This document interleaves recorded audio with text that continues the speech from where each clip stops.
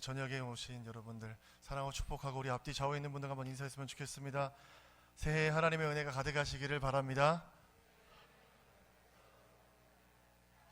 좀 진심으로 좀 해주시면 좋겠어요. 진심으로 좀 진심으로. 너무 길어요. 네, 감사합니다. 2019년이 지나고 드디어 2020년 첫 수요 예배를 하나님께 드립니다. 와, 2020년 새해에 하나님의 놀라운 사랑과 성자 예수님의 동행하심과 성령의 내주하심과 능력이 여러분의 삶과 가정에 충만하시기를 축복합니다. 헬라어로 시간을 크로노스와 카이로스 두 가지로 구분하는데, 크로노스는 우리가 살아가는 일상적인 시간을 의미합니다. 흘러가는 시간. 우리가 살아갈 때 쭉 지나가는 시간을 크로노스라고 한다면, 카이로스는 하나님께서 역사하시는 시간이란 뜻이에요. 그래서 우리는 크로노스를 살아가지만 반드시 카이로스가 필요한 인생이죠. 왜냐하면 우리의 삶을 채울 수 있는 것은 오직 예수님밖에 없는 줄로 믿습니다. 그래서 카이로스의 시간이 필요하다라는 거예요. 여러분, 새해를 맞으면서 어떻게 시작하셨습니까? 저는 죄송한 말씀이지만 흰머리를 헤아리면서 이 들쳤더니 다 이 안에가 흰머리더라고요.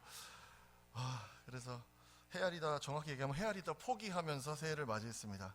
젊다고 느끼고 자부하던 시간이 지나서 이제는 중년을 향해 가고 있는데, 그 증거가 이 머리카락이랑 이 배더라고요. 배, 머리카락 하얘지고 배가 나오는데, 제가 초등학교 시절 어머님의 흰머리카락을 뽑아드리면서 용돈을 받던 생각이 새삼스럽게 떠올랐습니다. 그게 이제 대략 30년 전이니까 오지 않을 것 같던 시간이 이제는 저에게 현재가 돼서 온 것이죠. 여러분, 우리가 주님을 만날 날도 멀지 않다라고 고백하는 이유가 바로 이것인 것 같아요. 지나간 시간은 화살처럼 느껴지기 때문 아니겠습니까? 그 시간은 또한 반드시 올 것이기 때문에, 지금은 이렇게 느낄 때 우리가 주님을 언제 만날까 이렇게 생각하지만 반드시 그날은 우리에게 찾아올 것이고, 할렐루야, 그날에 주님의 위로를 받는 여러분 되시기를 축복합니다. 오늘 본문 로마서 13장에 있는 말씀인데, 어거스틴이라는 기독교의 위대한 성자가 있습니다. 그러니까 성경에서 예수님 다음으로 이 기독교의 가장 큰 공헌을 한 사람을 얘기하면은 바울을 얘기할 수가 있을 텐데, 신약에서 교회사, 교회 이제 초대교회가 세워지고 교회의 역사에서 가장 큰 공헌을 한 사람은 누굴까? 뭐 마틴 루터도 있고 칼뱅도 있고 웨슬리도 얘기할 수 있지만, 무엇보다 이 어거스틴을 모든 사람들이 뽑습니다. 어거스틴은 위대한 성자라고 우리가 기억하지만 17살에 여인과 동거해가지고 사생아를 낳기도 했고, 이후에도 계속 사창가를 다니며 방황도 했고, 만이교에 심취하기도 했고, 이방 종교들의 이방 철학에 많이 빠져있던 사람이었습니다. 그런데 이 어거스틴 하면 톨레레게라는 이 라틴어를 빼놓을 수가 없는데, 톨레레게라는 말은 집어서 읽어라 라는 뜻이에요. 이 어거스틴이 기록한 고백록에 나오는 말인데, 청년 시절 만이교에 깊이 심취하여서 방탕한 생활을 했던 이 어거스틴은 만이교에 심취하면 심취할수록 만족을 얻었던 것이 아니라 심취해도 계속해서 공허함을 느끼는 것이었어요. 그래서 어느 날 기도하고 있는데 그의 집 정원 담장 넘어서 아이들의 노래소리가 들렸습니다. 톨레레게 톨레레게 톨레레게 톨레레게. 그 얘기를 딱 듣는 순간 이게 무슨 얘기예요? 집어서 읽어라, 집어서 읽어라. 이렇게 들려서 어거스틴이 들어가서 성경책을 들고 딱 펴서 읽었던 본문이 오늘 로마서 13장 13절 14절 말씀입니다. 방탕함, 술 취하지 말고 음란과 호색하지 말며 시기하지 말고 오직 주 예수 그리스도를 옷 입고 정욕을 위하여 육신의 일을 도모하지 말라. 어거스틴이 이 말씀을 통해서 그가 회심하게 되는 놀라운 역사가 시작이 되었습니다. 성경은 66권 1189장으로 되어 있는데, 이 말씀을 어렵게 이해하지 않으셔도 됩니다. 왜냐하면 이 말씀은 한 가지 주제를 이야기하고 있거든요. 그것은 무엇이냐? 예수 그리스도입니다. 구약은 메시아가 오실 거야 라고 얘기하는 것이고, 신약은 메시아가 오셨다, 그리고 그분이 다시 오신다. 할렐루야. 그래서 우리는 다시 오실 예수님만 생각하면서 살아가면 그게 바로 신앙생활이 되는 것이에요. 근데 오늘 성경은 언제나 우리에게 어떻게 도전하냐면, 예수님을 그냥 인식하지 말고 그냥 오실 주님으로 그냥 오실 것으로 기대하지 말고 예수님을 주인으로 모시고 살아가야 된다 라고 항상 우리에게 도전하고 있습니다. 예수님을 주인으로 모시는 삶은 무엇일까요? 저는 오늘 본문을 통해서 여러분과 함께 나누고 싶습니다. 첫 번째, 예수님을 주인으로 모신 그리스도인의 삶은 어떤 삶이냐? 깨어있는 삶입니다. 깨어있는 삶. 오늘 본문 11절에 또한 너희가 이 시기를 알거니와 자다가 깰 때가 벌써 되었으니 이는 이제 우리의 구원이 처음 믿을 때보다 가까웠습니다. 이렇게 말씀하고 있습니다. 이 시기가 되었는데 언제냐? 깰 때가 됐다라는 거예요. 그럼 무슨 얘기를 전제하고 있냐면 지금 이 편지를 받고 있는 로마 교회 사람들이 자고 있다라는 뜻이에요. 너희가 지금 잠들어 있다라는 뜻입니다. 잠자고 있는 사람이 자기가 잠자고 있는 것을 알고 아나요, 모르나요, 여러분? 저는 모르는 것 같아요. 저는 그냥 여기 되면 바로 자가지고 잠자고 있는 사람 자기가 잠자는지 알지 못해요. 언제까지? 누군가 깨워주기 전까지. 그래서 바울이 지금 로마 교회에 권면하는 것은 자다가 깰 때이다라는 거예요.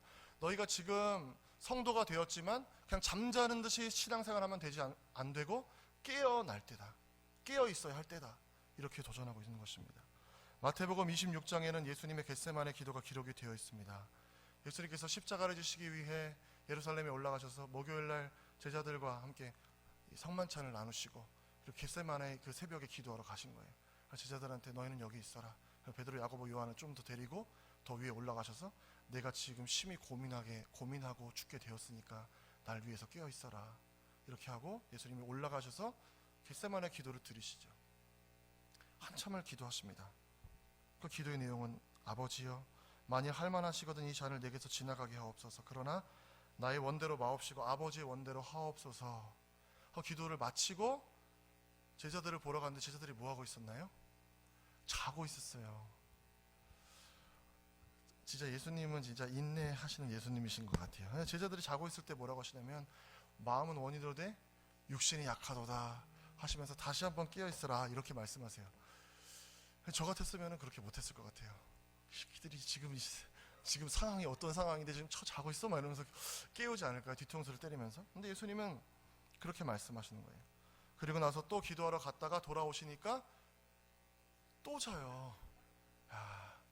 그래서 예수님이 한 번 더 깨우고 또 가셔서 기도하시고 딱 오셨을 때 제자들이 어떻게 했습니까? 또 자고 있었어요. 그때 예수님 뭐라고 하시냐면 야 이제는 자고 쉬어라. 보라 때가 가까이 왔으니 인자가 죄인의 손에 팔리느니라. 하나님의 역사에는 모든 것이 다 때가 있다라는 것이죠. 깨어서 기도해야 할 때 기도하지 않으면 돌이킬 수 없는 순간을 만나게 된다는 거예요. 오늘날 한국 교회가 이러하지 않나 싶습니다. 하나님 앞에 깨어 있다는 것은 하나님의 뜻을 분별하는 것입니다. 예수님이 왜 십자가를 지셔야 하는지, 왜 땀방울이 핏방울이 되는 기도를 드리시는지 제자들은 옆에서 보면서 그 의미를 깨닫고 함께 기도했어야 하는 것이요. 그러나 그들은 육신이 약했습니다. 이걸 다른 말로 하면 육신적인 일에 마음을 빼앗겼다라는 뜻입니다. 그것이 왜 문제인가? 오늘날 교회와 성도들은 세상적인 일에 마음을 빼앗겨서 잠들어 있는 것은 아닙니까? 하나님의 뜻이 무엇인지 분별하려고 하지 않고 그저 세상의 일에 몰두하고 있다는 거예요. 성도들도. 사사시대가 왜 우울한 실패의 이야기로 끝나고 되냐면 이스라엘 백성들이 하나님이 허락하신 약속의 땅에 들어가서 했던 것이 무엇이냐? 이제 모세가 유언한 것처럼 하나님을 기억하고 하나님의 말씀을 지키면서 하나님이 주실 소산을 먹고 하나님께 감사하고 하나님의 백성으로 살아가야겠다라고 결단했던 것이 아니었기 때문이에요. 젖과 꿀이 흐르는 땅에 들어가서 이스라엘 백성들이 했던 것은 무엇이냐? 오직 이 땅에서 어떻게 농사를 지어서 어떻게 먹고 살 것인가에 몰두했기 때문이라는 거예요.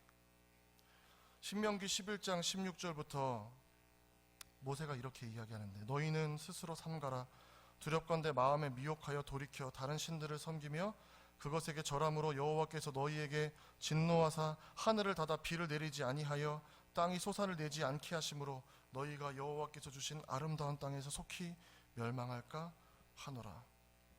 이스라엘 백성들에게 여호와가 진짜 자기의 주인이라는 믿음이 없었기 때문에 사사기는 실패의 연속이 되는 거예요. 다시 말하면 저와 여러분에게 예수님이 주인이 되지 않으면 우리 또한 영적으로 실패하는 삶을 살아가게 된다는 것입니다.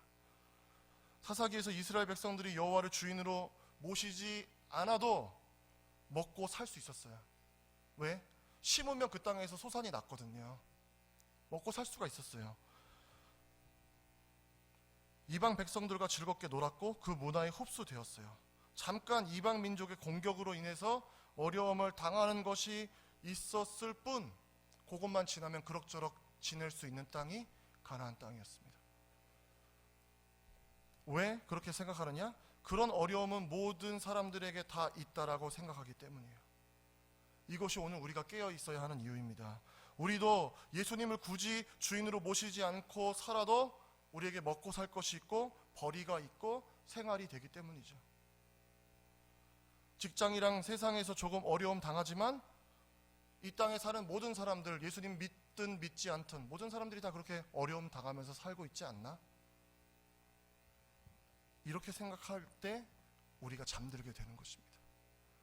누가복음 21장에서 예수님은 종말의 때에 일어난 현상에 대해서 말씀하셨는데 34절에 너희는 스스로 조심하라. 그렇지 않으면 방탕함과 술취함과 생활의 염려로 마음이 둔하여지고 뜻밖의 그날이 덫과 같이 너희에게 임하리라.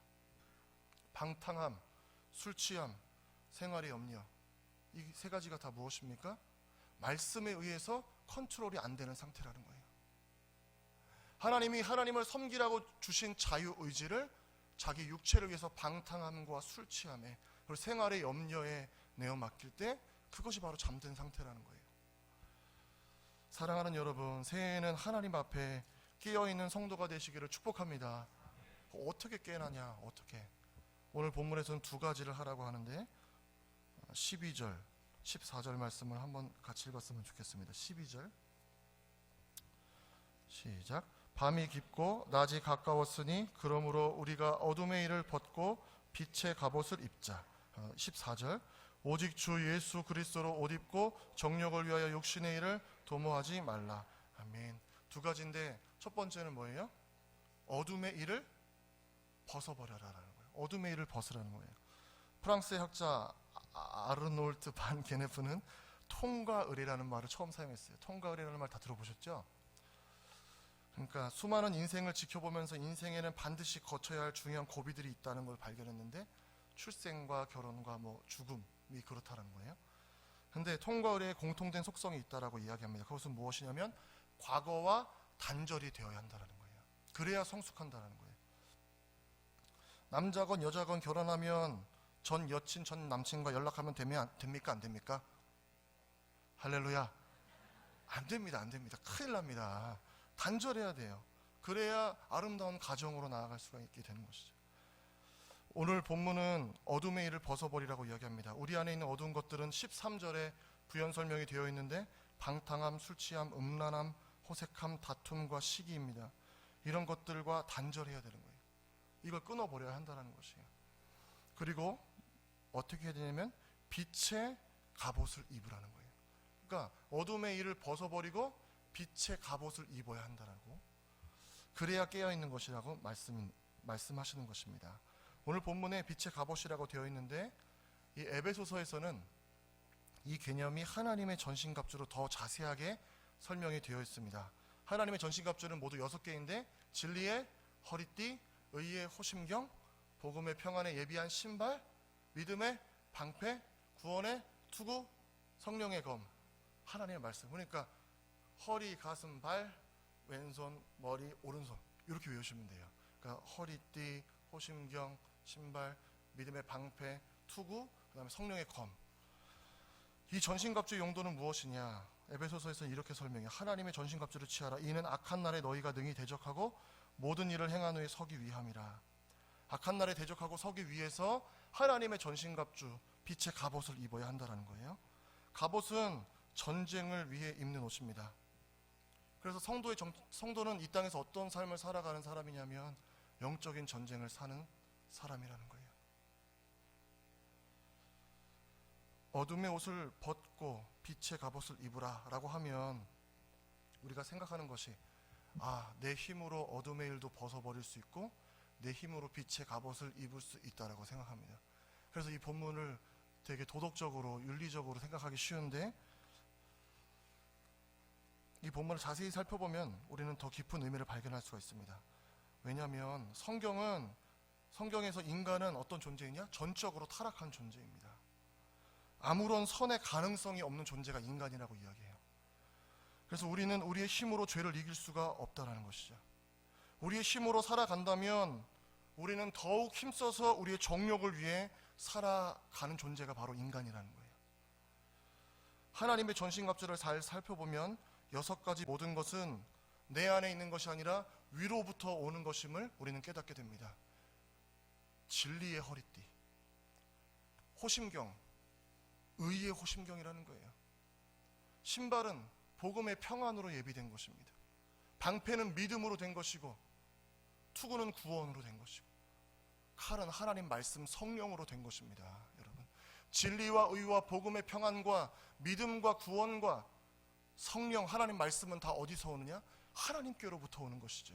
내 안에 있는 것으로 이 갑옷을 꾸밀 수가 전혀 없다라는 것입니다. 그래서 마틴 루터는 종교개혁 때 뭐라고 외쳤느냐? 솔라 피데라고 외친 것이에요. 오직 믿음.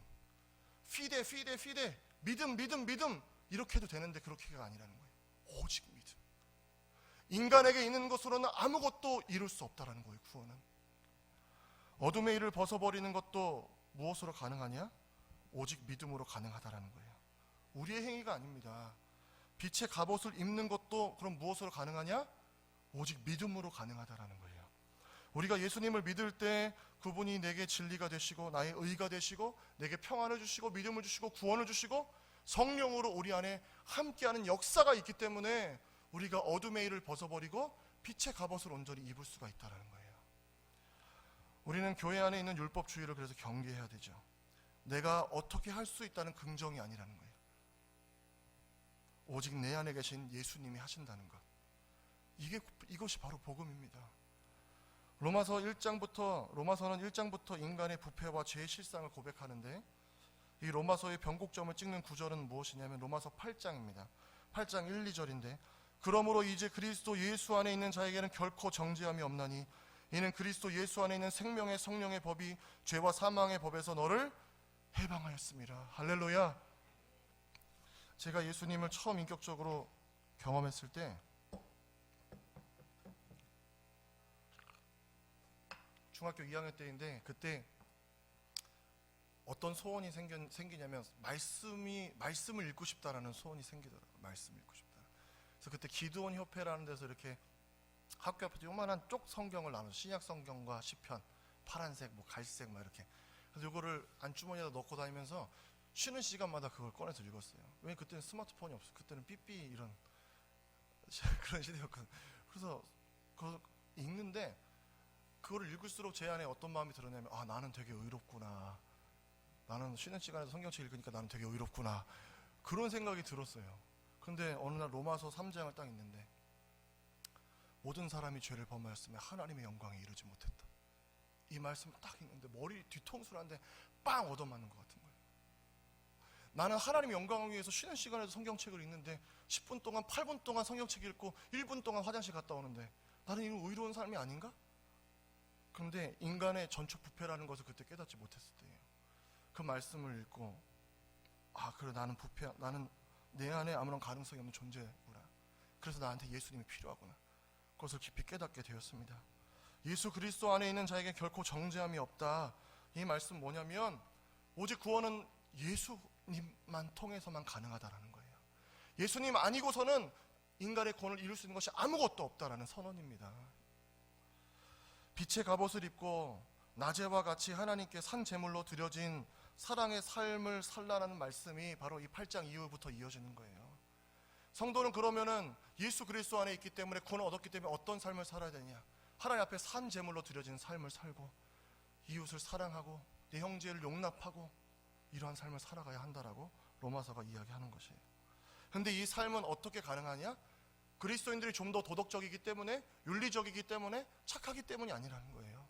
오직 내 안에 계신 예수님 때문에 그것이 가능하다라는 것입니다.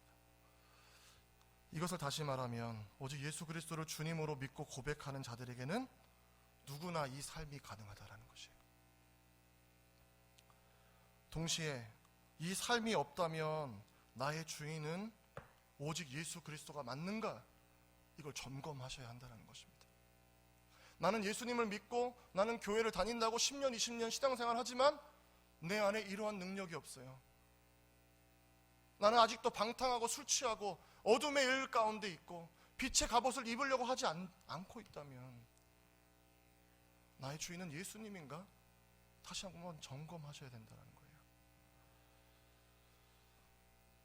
그래서 바울은 로마 교회 성도들에게 이렇게 외치는 거예요. 깨어나라.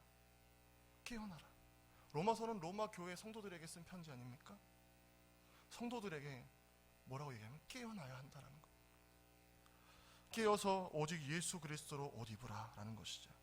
예수님으로 옷 입으라는 이 은유적인 표현은 예수님 안에 완전히 잠기라는 뜻이에요. 예수님으로 완전히 덮어진 상태를 의미합니다. 그래서 우리에게 다른 것이 보이는 것이 아니라 오직 예수님만 보이게 되는 상태. 사랑하는 여러분, 2020년에는 여러분이 이 빛의 갑옷을 입고 예수 그리스도로 옷 입는 삶을 살아낼 수 있기를 축복합니다.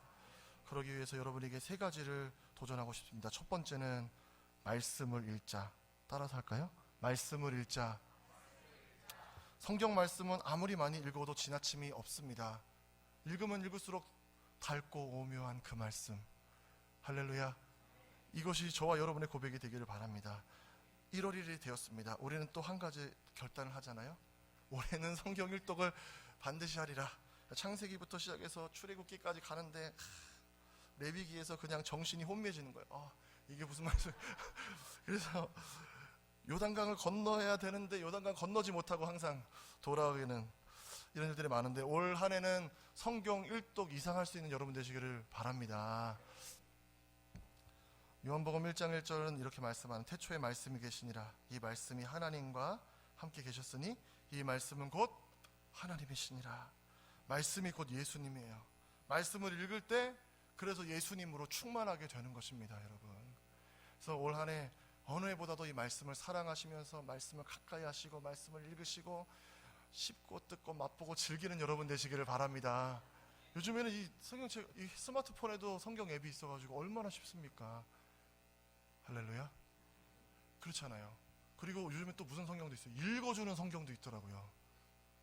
여러분, 어떤 목사님은 헬스클럽 가셔가지고 새벽에 운동하실 때 그 성경을 들으면서 하신대요. 그래서 오늘은 마태복음 그래가지고 오늘 좀 피곤하면 마가복음 이렇게 그래서 그 끝날 때까지 여러분 이러한 노력으로 여러분 말씀 앞에 나아가는 여러분 되시기를 바랍니다. 두 번째로는 따라서 합시다. 기도하자. 이제 신년 특별 새벽 기도회가 다음 주에 시작이 되는데 기도도 마찬가지죠. 아무리 강조해도 지나침이 있습니까, 여러분? 없습니다. 기도 아무리 많이 해도 지나침이 없는 거예요. 부흥의 역사가 언제 일어났습니까? 기도하는 자리에서 시작이 됐죠. 초대교회가 언제 섰느냐? 120문도가 모여서 기도할 때. 할렐루야. 언제 성령이 임했느냐? 120문도가 모여서 기도할 때. 그때 역사가 일어났다는 것입니다. 원산 대부흥, 평양 대부흥, 아주사 부흥 사건, 이 모든 부흥 사건의 자리에는 뭐가 시작이 있었냐? 기도로 시작이 되었다는 것입니다. 기도는 교회의 재산입니다. 기도할 때 하나님이 역사하시는 줄로 믿습니다. 우리 개폭교회 담임 목사님도 좀 강조하시는데 더 많이 예수는 나의 힘이요. 이 곡을 들으면서 기도를 마치는 여러분 되시기를 축복합니다. 세 번째는 한번 따라합시다. 고난을 기대하자. 뭘 기대하자고요? 고난을 기대하자. 이 새해 첫 1일부터 이런 말씀 드려서 그렇지만 로마서 5장 3절 4절은 이렇게 말씀합니다. 다만 이뿐 아니라 우리가 환난 중에도 즐거워하나니 이는 환난은 인내를, 인내는 연단을, 연단은 소망을 이루는 줄 알미로다. 환난을 여러분 두려워하지 마시기 바랍니다. 왜 그러냐면 환난은 이 고난은 우리가 진짜 주인 삼고 있는 것이 무엇인지 우리가 깨닫게 되는 시간이기 때문이에요. 그래서 하나님은 때로는 고난을 사용하십니다. 2020년에도 여러분 삶에 크고 작은 고난이 없으면 좋겠지만 있을 것입니다. 그런데 두려워하지 마십시오. 왜? 그 고난에 예수님이 함께 하시기 때문입니다. 아멘이십니까? 고난이 얼마나 큰지, 고난이 얼마나 깊은지, 고난이 얼마나 긴지 여기에 집중하는 것이 아니라 고난이 깊을수록 예수님이 더 가까이 계시고, 고난이 길수록 예수님이 나와 더 함께 하시고, 고난이 클수록 고난보다 더 크신 예수님 바라보는 여러분의 한 해가 되시기를 축복합니다. 그래서 고난을 기대하세요. 예수님이 함께 하실 것을 기대하시고, 한 가지 더는 그 고난을 통해 인내하면서 성숙하게 될 나를, 2019년보다 더 성숙한 믿음으로 하나님 앞에 서게 될 나를 기대하는 여러분 되시기를 바랍니다. 아직 복음의 여명이 밝지 않던 이 조선 땅, 1892년에 한 젊은 선교사 부부가 이 조선에 첫 발을 디뎠습니다. 그 부부는 한동안 자녀가 생기지 않아서 고민이었는데 조선에 들어온 지 6년 만에 첫 아들을 얻었습니다. 힘든 선교사 생활 중에 그 아이는 부부의 큰 기쁨이 되었는데, 출산하고 이제 생후 8개월 만에 이 아이가 하늘나라를 가게 된 거예요. 그런 일이 많았는데 왜 풍토병이나 이런 것 때문에. 그래서 이 아들의 시신을 양화진에 묻었습니다. 그로부터 3년 뒤에 이 아픔이 아물어 갈 때쯤 하나님께서 둘째 아이를 주셨어요. 그래서 선교사 부부는 10달을 뱃속에 품고 아이가 세상 밖으로 나올 날을 손꼽아 기다렸는데 1902년 3월 7일에 둘째 아이가 태어났습니다. 그런데 하나님께서는 이 아이를 하루 만에 데려가셨어요. 그래서 둘째도 양화진에 묻었습니다. 그리고 1년 뒤에 이번에는 아이를 잃은 이 슬픔을 이기지 못하던 사랑하는 선교사님의 아내가 세상을 떠나게 됩니다. 이 선교사님은 양화진에 자기 목숨만큼 사랑했던 세 사람을 다 묻게 되었어요. 그랬는데 이 선교사님이 이제 아내도 죽고 자녀들 다 죽었으니까 제가 본국으로 돌아가겠습니다 하지 않았어요. 자기 아이들과 자기 사랑하는 아내가 묻혀있는 조선 땅에서 계속해서 사역을 이어가는 것이었습니다. 그래서 이 일을 지켜보았던 조선 사람들이 선교사에게 물었습니다. 도대체 당신이 전하는 예수가 누구이기에 이렇게 당신을 힘들게 하는 것입니까? 도대체 당신이 전하는 예수가 누구이기에 당신은 이 고난 가운데도 그 사람을 전하고 있는 것입니까? 이 물음에 선교사는 대답 대신에 찬송과 가사를 지어서 찬송을 불렀습니다. 그 찬송이 바로 예수님은 누구신가 라는 찬송입니다. 예수님은 누구신가? 우는 자의 위로와 없는 자의 풍성이며 천한 자의 높음과 잡힌 자의 노임되고 우리 기쁨 되시네. 예수님은 누구신가? 약한 자의 강함과 눈먼 자의 빛이시며 병든 자의 고침과 죽은 자의 부활되고 우리 생명 되시네. 예수님은 누구신가? 추한 자의 정함과 죽을 자의 생명이며 죄인들의 중보와 멸망자의 구원되고 우리 평화 되시네. 예수님은 누구신가? 온 교회의 머리와 만국인의 구주시며 모든 왕의 왕이요 심판하실 주님 되고 우리 영광 되시네. 이 선교사님은 프레드릭 S. 밀러, 한국 이름으로는 민로아 선교사님입니다. 안창호 등 조선의 많은 인재를 길러내는 기독교 교육에 힘썼고 연동교회 기초를 마련했고 청주에서 44년 동안 선교 활동을 이어가다가 양화진에 묻혔습니다. 이렇게 주님을 위해서 수고하고 헌신하면 하나님께서는 가족만큼은 돌보아 주셔야 하는 것 아닙니까? 근데 하나님께서는 소중한 것을 다 가져가셨는데 이 선교사님은 그 조선 땅에 남아서 선교 사역을 계속하다가 조선 땅에 묻혔어요. 어떻게 그러할 수 있었을까? 이 민로아 선교사님의 결론이 예수 그리스도였기 때문입니다. 사랑하는 여러분, 여러분의 결론은 예수님이십니까? 하나님께서는 왜 예수님을 보내셔야 했을까요? 다른 이유가 없습니다. 예수님이 오셔야만 우리가 구원받을 수 있기 때문입니다. 예수님 말고 다른 방법이 있었다면 예수님이 이 땅에 오실 이유가 없었다는 거예요. 그래서 여기에 오직이라는 부사가 필요한 것이에요. 예수님을 부를 때 우리는 예수님이라 부른 것이 아니라 오직 예수. 세상에 복음을 전할 때도 오직 예수. 우리가 주 앞에 갈 때 마지막 부를 그 이름도 오직 예수. 오직은 무슨 뜻입니까? 다른 것이 없다라는 거예요. 다른 것 없어. 오직 이것만 된다라는 것이에요. 사사시대의 생각은 여호와가 아니어도 만족할 수 있다는 것이었어요. 여호와가 아니어도 바알도 있고 아세라도 있고 몰렉도 있고 다른 신들이 있기 때문에 그것이 사사시대 이스라엘의 생각이었죠. 오늘날도 다르지 않습니다. 마귀의 유혹은 오직 예수가 아니어도 가능하다라는 생각을 성도들에게 심어놓는 거예요. 그래서 오직 예수가 아니라 예수님이 주시는 것, 예수님을 통해 얻을 수 있는 것, 예수님 통해 부유해지고 예수님 통해 내가 원하는 것 얻고 예수님 통해 소원을 이루고 예수님을 도구로 사용하라는 거예요. 사사시대에 오직을 놓쳤을 때 이스라엘 백성이 매번 실패했던 것처럼 우리가 오늘 예수님이라고 부르지만 우리가 오직이라는 부사를 놓치면 우리 또한 사사시대처럼 영적 맹인으로 살아가게 될 것입니다. 예수님을 부르십시오, 여러분. 오직 예수. Only one thing. 다른 것 없어요. 오직 예수. 우리는 늘 우리 인생의 결론을 세상의 것에 두려고 하지만 예수님의 결론은 언제나 우리였습니다. 예수님이 왜 이 땅에 오셨는지, 예수님이 왜 십자가를 지셨는지, 왜 거기서 비참하게 죽으셔야만 했는지, 예수님의 결론은 저와 여러분이었기 때문이죠. 그렇기 때문에 자신의 생명을 기꺼이 십자가에 던지셨던 것입니다. 어떤 신학자는 오늘 본문을 잠든 성도를 깨우는 하나님의 나팔 소리라고 표현했습니다. 성경에서 하나님의 나팔이 울려 퍼질 때는 크게 세 가지인데, 첫 번째, 백성들을 성회로 모을 때입니다.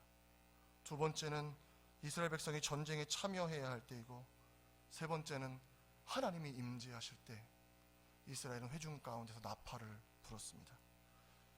깨어라 라는 하나님의 나팔 소리는 우리를 부르시는 것이죠.